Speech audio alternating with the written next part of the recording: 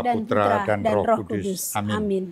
Tuhan Allah pencipta alam semesta, kembali kami bersyukur atas berkat yang Kau-berikan kepada kami.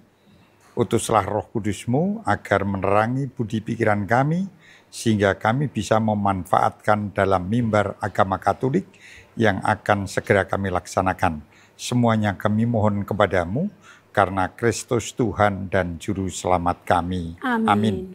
Dalam nama Bapa, Putra, dan Roh Kudus. Amin. Amin. Perkawinan adalah sakramen yang indah, di mana Tuhan menyatukan dua jiwa dalam kasih yang kekal.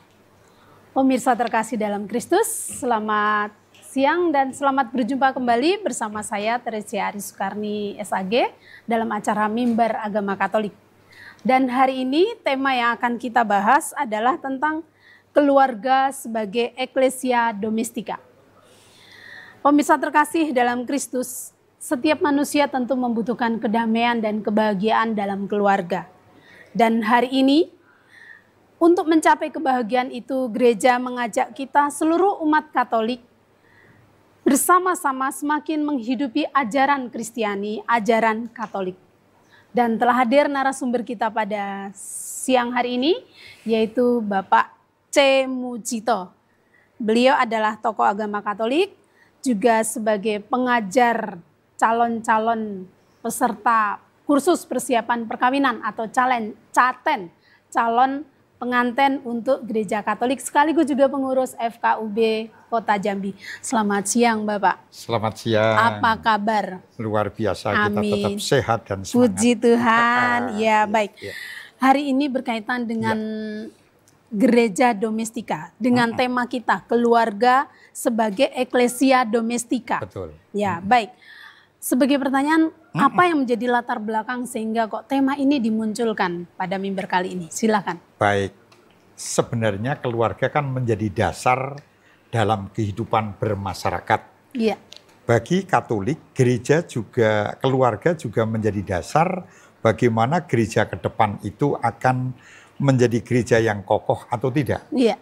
Ketika keluarga itu hidupnya rukun, damai, lalu saling mendukung satu sama lain, maka di dalam gereja juga di dalam masyarakat pasti akan terbentuk masyarakat yang rukun, masyarakat yang harmonis. Yeah. Begitu juga gereja menjadi gereja yang kokoh, gereja yang mendalam, sekaligus gereja yang hidupnya menjadi hidup yang kuat dan tentram. Maka dimunculkan yang namanya Ecclesia Domestica, yang artinya gereja rumah tangga. Karena apapun dasarnya berawal dari keluarga. Ketika keluarga itu dinamis, ketika keluarga itu harmonis, yakinlah masyarakat juga akan tercipta masyarakat yang harmonis. Luar begitu biasa. Dasarnya. Ya, baik. Kemudian Bapak, sebenarnya apa sih makna keluarga sebagai Ecclesia Domestica dan bagaimana peran keluarga di dalam membangun gereja domestik itu sendiri? Silakan, monggo. Baik, kebetulan Gereja Keuskupan Agung Palembang tahun kemarin 2024 di bulan September mengeluarkan nota pastoral Keuskupan Agung Palembang. Ya. Yang sebenarnya rentetannya berawal dari menggunakan sinode, lalu mengambil tema tahun pertama keluarga, lalu sekarang ini mengambil tema KBG, keluarga basis gerejani. Oh iya, betul. Mengapa kok ini dimunculkan? Seringkali keluarga menjadi lupa diri bahwa aturan gereja itu jelas sudah tetap dan baku. Yeah. Kadang-kadang kan dikalahkan oleh aturan adat, oleh aturan kebiasaan.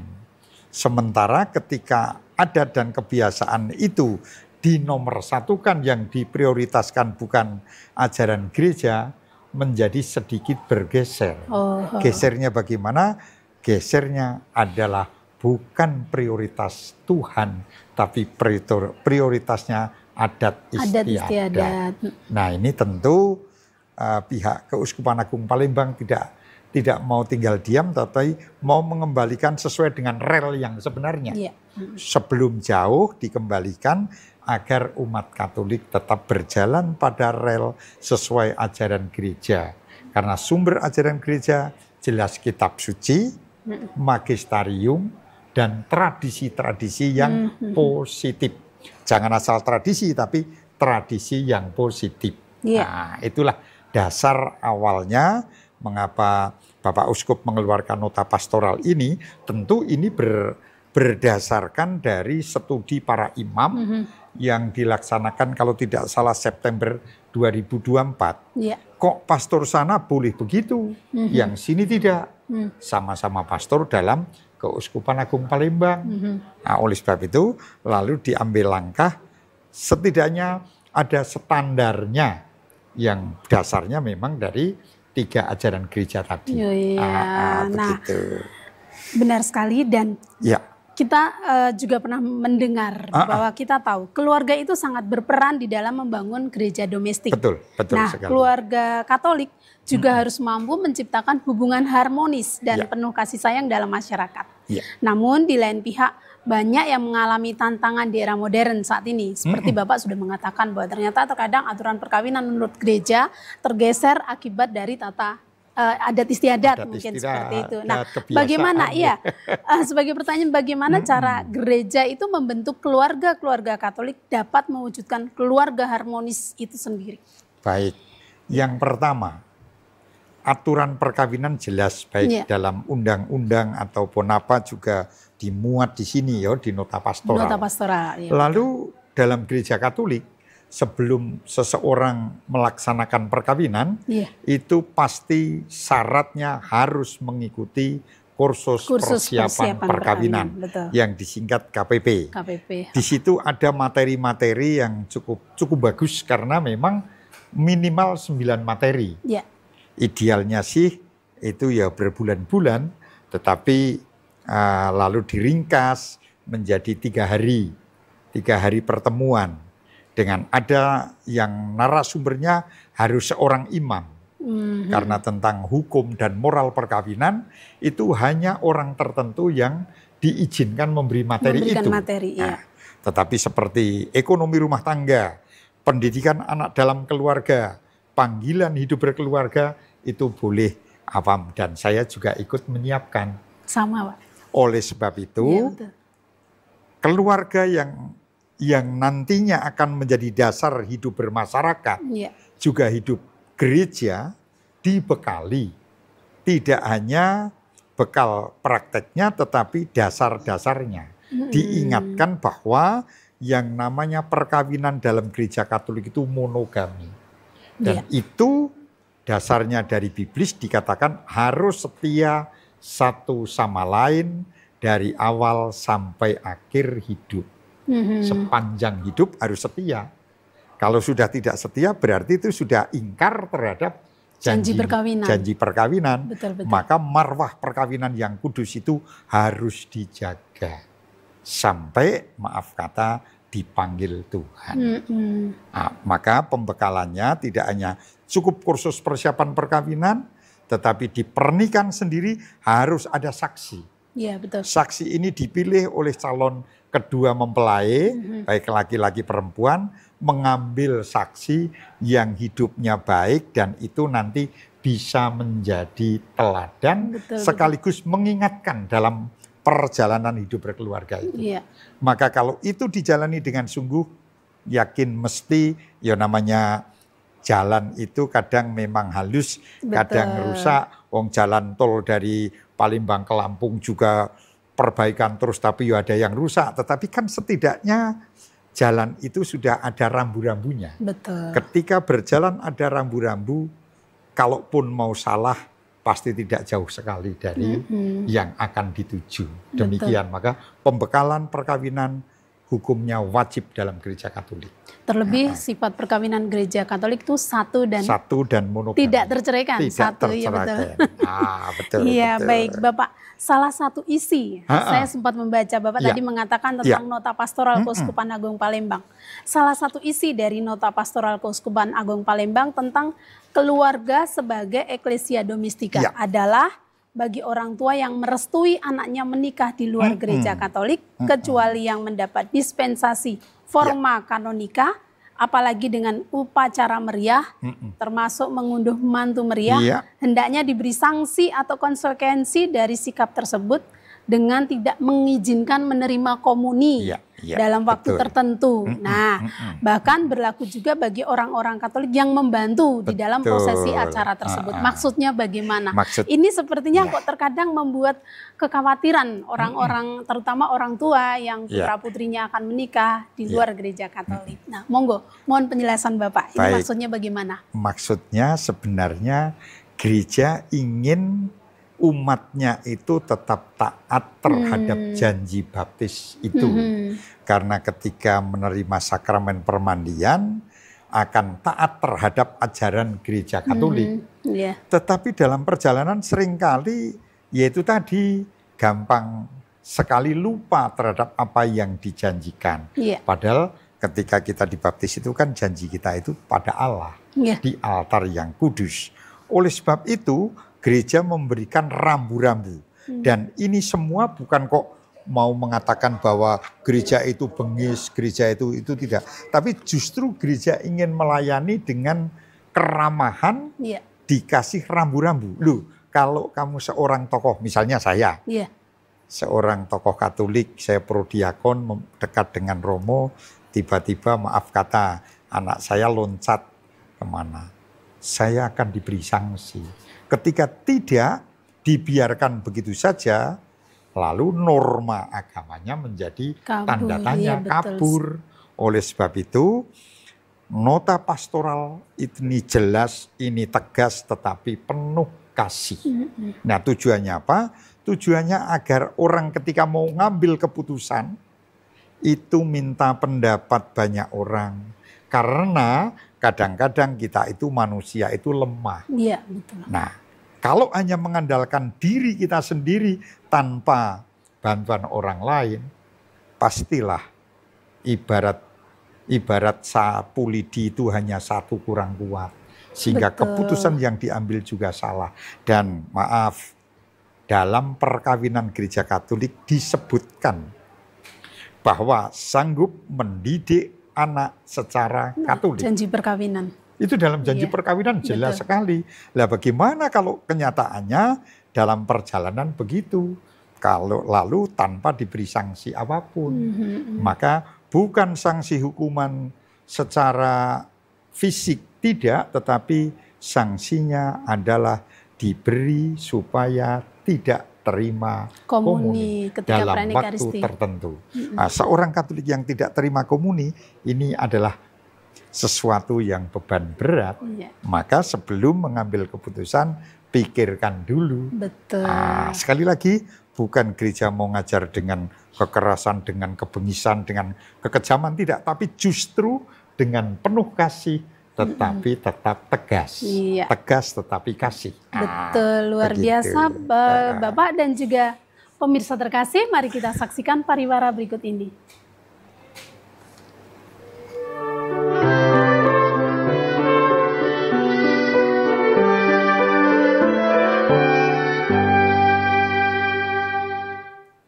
Pemirsa, mari kita lanjutkan perbincangan iman pada hari ini. Baik, Bapak.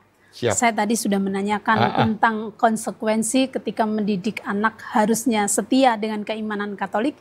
Ternyata perkawinannya tidak setia dengan keimanan Katolik, ada konsekuensi.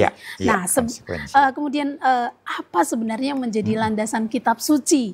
Untuk tema kita kali ini berkaitan dengan keluarga sebagai eklesia domestika. Silakan monggo. Baik, yang pertama dasar membentuk keluarga adalah jelas kitab Kejadian. Di kitab Kejadian bab 2 ayat 18 dikatakan tidak baik bila seorang kamu hanya seorang diri, maka saya carikan pasangan. Ya. Ini untuk keluarga. Bagi untuk biarawan-biarawati, pasti kitab Kejadian tidak pas. Tidak pas. Tetapi Matius, ada kamu dipanggil untuk mewartakan kabar keselamatan. Tinggallah orang tuamu, saudara-saudaramu demi kerajaan Allah.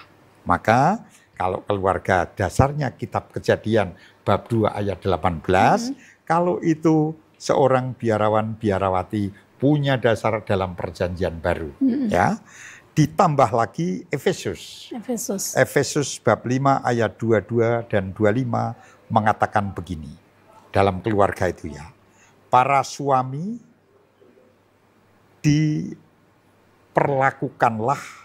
lakukanlah untuk mengasihi istri mereka, dan para istri untuk tunduk kepada suami. Nah, yang satu mengasihi, yang satu tunduk. Maka di sini terjadi saling. Nah, maka dalam perkawinan gereja Katolik namanya hidup setara, sama, yang berbeda tugas. Yang namanya menyusui anak itu seorang ibu. Bapak nggak akan bisa. Itu jelas. Oleh sebab itu dalam pendidikan anak tidak bisa seorang bapak, seorang ayah mengatakan itu tanggung jawab ibu. Tidak bisa. Bersama-sama antara bapak dan ibu. Betul. Ini. Lalu dasar biblis yang kedua, kitab Matius bab 19 ayat 6. Matius, ya. Begini bunyinya.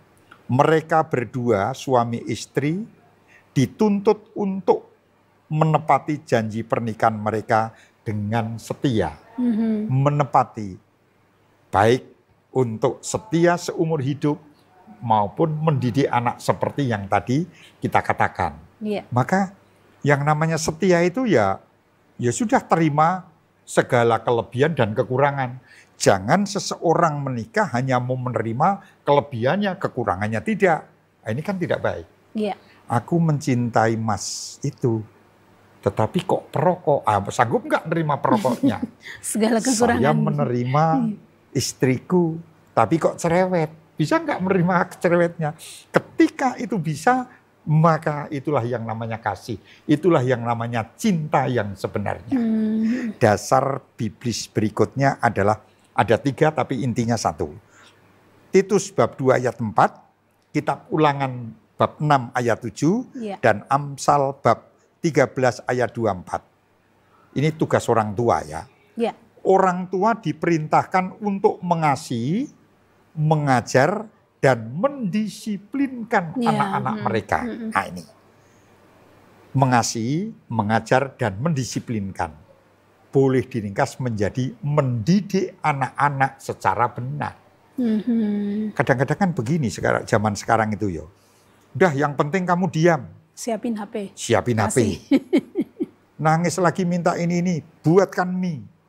Padahal itu adalah tidak mendisiplinkan. Tetapi yang penting diam. Kelihatannya baik tapi tidak benar. Oleh sebab itu sebagai orang tua mestinya memberikan yang terbaik, juga memberikan yang benar. Karena yang baik belum tentu benar. Tapi kalau benar itu pasti baik. Pasti baik. Oleh sebab itu sebagai orang tua memang sekali lagi kita juga harus punya rasa tanggung jawab. Anak adalah titipan Allah yang harus kita perjuangkan sebaik mungkin karena itu adalah investasi masa depan. Betul. Begitu. Ya. Nah, kemudian bila kita memahami landasan kitab suci tadi, maka bagaimana sebaiknya kita sebagai umat Katolik harus memaknai bahwa tema hari ini adalah keluarga sebagai eklesia domestika, itu benar-benar bisa semakin mengena sampai ke perwujudan iman, perwujudan nyata dalam keseharian kita sebagai keluarga Katolik. Bagaimana? Monggo. Baik. Jadi ada tadi saya kan mengatakan sumbernya 3 ya, sumber ajaran, kitab suci, magisterium, dan tradisi. Kalau ini sudah melekat pada kita, lalu kita pasti menjadi, kalau bahasa kerennya itu disebut habitus baru. Habitus baru, betul. Jadi habitus baru itu kebiasaan hidup baru. Kebiasaan hidup baru itu ya kebiasaan yang baik. Misalnya saya mau berangkat kerja, saya pamit dengan istri saya. Pamit, saya mau berangkat ya. Ada yang dengan cara salaman, ada yang dengan cara dicium. Iya. Udah berangkat, mungkin yang digoncengkan anak atau cucu. Kalau saya goncengkan cucu, karena sambil ngantar sekolah cucu saya. Cucu saya begitu turun dia ngomong nyalami, bilang terima kasih Mbah. Ini adalah habitus baru, kebiasaan. Iya, kelihatannya salaman ya. lalu mengucapkan terima kasih itu kelihatan biasa. Iya, Tapi ini sudah mulai banyak ditinggalkan. Kata terima kasih, kata maaf, kata tolong. Kelihatannya kan biasa itu. Tetapi ketika biasa yang positif itu kita lakukan, itulah habitus baru. Dan inilah praktek nyata hidup orang beriman, apapun agamanya. Maka saya kadang-kadang, bukan kadang-kadang, kalau ngisi minyak BBM, motor itu saya selalu di Kebun Andil. Oh iya. Saya isi berapa Pak? 20. Selesai, saya bayar. Makasih ya Mbak. Pertama diam. 3 hari lagi ngisi di situ. Sama Mbak itu lagi. Saya bayar. Terima kasih Mbak. Lalu nanya dia, Pak, Bapak kerja di Saverius? Iya. Kok tahu Mbak? Orang Katolik biasa mengucapkan terima kasih. Oh iya, sebenarnya semuanya kata-kata yang tidak hanya kita. Iya, maka sekali lagi dari hal-hal yang sepele itu sebenarnya lalu menjadi ciri khas.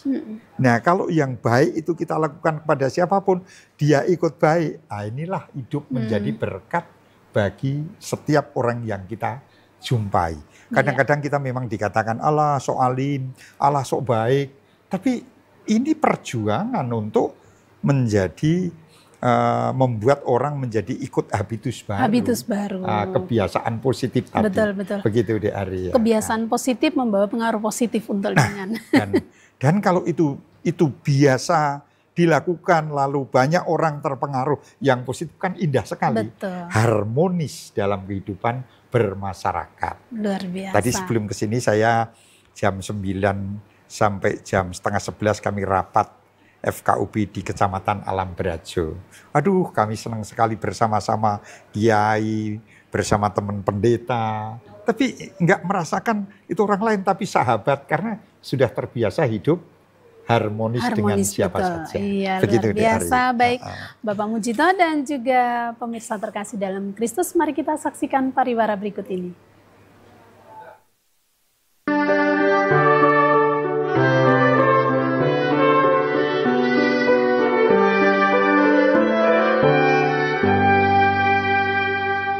Pemirsa, mari kita lanjutkan perbincangan iman pada sore hari ini. Baik, terakhir Bapak. Siap. Sebagai tokoh agama dan pendamping keluarga, apa yang menjadi pesan-pesan iman dalam kaitannya dengan tema kita hari ini, keluarga sebagai Ecclesia Domestika? Silakan monggo. Baik, kita itu umat Katolik yang setidaknya punya teladan hidup banyak. Ya. Hari ini merupakan hari peringatan wajib Santo Bonaventura. Bonaventura. Lalu kita punya nama baptis masing-masing. Saya Cornelius, ada yang Petrus, ada yang Yohanes, Dek Ari Teresia. Semuanya diambil dari nama orang kudus. Artinya apa? Artinya setiap kata, setiap tindakan, setiap langkah yang mau kita lakukan, hendaknya kita pikir dulu apakah ini bertentangan dengan keteladanan kita atau tidak. Betul. Maka ketika kita berpikir bahwa yang kita lakukan itu baik, bersumber dari ajaran yang benar, pasti orang lain akan merasa senang. Betul. Maka hiduplah dalam bagian kita itu hidup di bagian masyarakat, coba hidup yang benar dan baik kepada siapapun, terlebih kepada keluarga kita. Iya. Janganlah kita berbuat baik hanya berpura-pura. Betul. Karena kalau berbuat baik itu hanya pura-pura, kayak orang mengatakan munafik, itu capek. Karena berpura-pura. Tapi kalau memang apa adanya, Mujito yang kepalanya botak itu ya seperti itu, ya itulah. Ya itu yang namanya, saya mau mengatakan bukan imitasi. Betul. Tetapi memang murninya ya itu. Nah maka ketika hidup ramah, ketika hidup sopan, ketika hidup penuh kasih, itulah ciri khas orang beriman. Betul. Saya berharap kita semua, para pemirsa, juga menjadi orang yang ramah, orang yang rendah hati dan jujur. Demikian. Baik, terima kasih Bapak. Dan keluarga adalah Ecclesia Domestica. Gereja rumah tangga adalah gereja sebagai keluarga dan komunitas iman yang kecil, namun di mana anggota keluarga harus saling mendukung dan membangun satu sama lain. Akhir kata, saya Teresia Ari Sukarni SAG mengucapkan terima kasih. Selamat sore, Tuhan memberkati. Amin. Amin.